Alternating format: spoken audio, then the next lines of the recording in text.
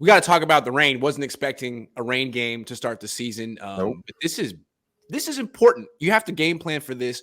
What do you think this limits the 49ers to in this first game and the Bears?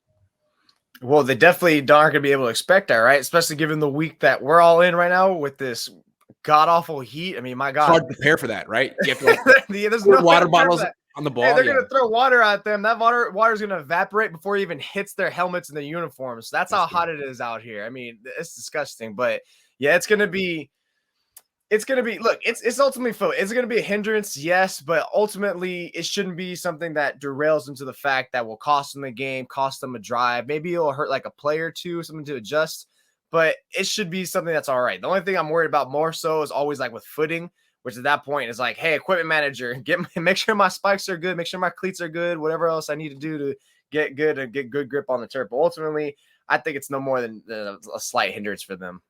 Well, what about I mean, they should win this game. I'm not like all of a sudden, but it's kind of like an equalizer. The Niners didn't need this. They can still win the game, but it could cause like a misplay, like exactly like they're trying to do a cut. That's what I mean. Like all of a sudden, like a 2-3 yard gain turns into a 10-yard plus gain, right. Or maybe there's someone to get Elijah Mitchell fumble, he couldn't hold onto the ball or something like that. So yeah, there's a lot more potential for like for plays that should be bottled up to it turns into a snowball effect where everything becomes just like very destroyed in terms of turnovers.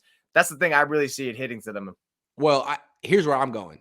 Ball handling could be an issue. So the Niners have been trying to install the triple option. There's a lot of ball handling in that. You got the handoff or the fake, and then you got the pitch.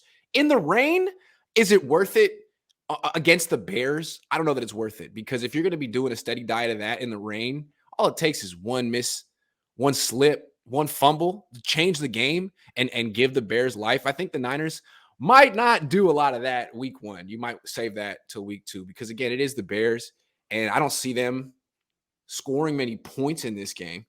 So the Niners just have to pretty much be safe on offense, hand the ball off a lot of times. And then you got to wonder how much rain is it going to be? Is it going to be like a little light rain like how we usually get around here in the Bay? You know, it's like, it's just misty. Who cares about that? Or is it going to be a downpour like the Colts game? Yeah. Another thing, an aspect, actually, I forgot about it. Now I remember. The real aspect I'm seeing is special teams, to be honest, is Robbie Gold going to be able to kick okay? I mean, he's a grizzled vet. He usually is unfazed in most situations. I mean, we saw him. He played in Chicago for a long time. Yeah, and he played in Chicago for a long time. But is the fielding for punts going to be okay? Because, you know, just because Brian Schneider is the new special teams coach doesn't mean he's going to be able to go out there and, you know, train these guys like, hey, be better in the rain. They probably will still have the whiff hands. Also, Ray fumbled a bunch last year. So there's another security. One. He plays in bad weather and stuff like that with all the cold and stuff like that. So, I think ultimately special teams is my number one thing I'm going to be more worried about, because it was their Achilles heel last year, and it could suddenly, look, there he goes, new coach, but it doesn't matter. We never talk about special teams on this show, but it was their Achilles heel last year. And week 1 especially, it can determine wins, because a lot of the guys who are doing special teams in the preseason aren't on the team anymore. And so, like, if there's a week where a guy's going to be out of his lane or someone fumbles, it's this week. And if there's a week where special teams really determines a lot of winners and losers, it's this week.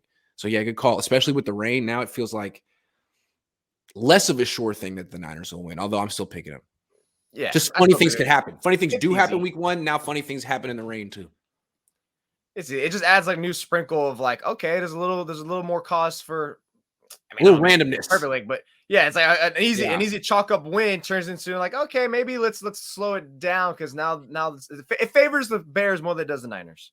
Yeah, it just feels like it adds an element of randomness and kind of evens it out. That being said, I don't see the Bears scoring points. Like, how are they going to do that? Throw to Dante? Let's see that happen. How many points is Dante Pettis going to score in this game? 70? Darnell Mooney, bro. Put some respect. 81. Jack Johnson says, Grant, appreciate you. Been a Niner fan since 1979. Appreciate you too, Jack Jackson. Hey, Grant's been a Niner fan since 1989, so you guys relate. 88, and I'm not a Niner fan anymore. I gave it up. 12 steps. It's not what your tattoo says.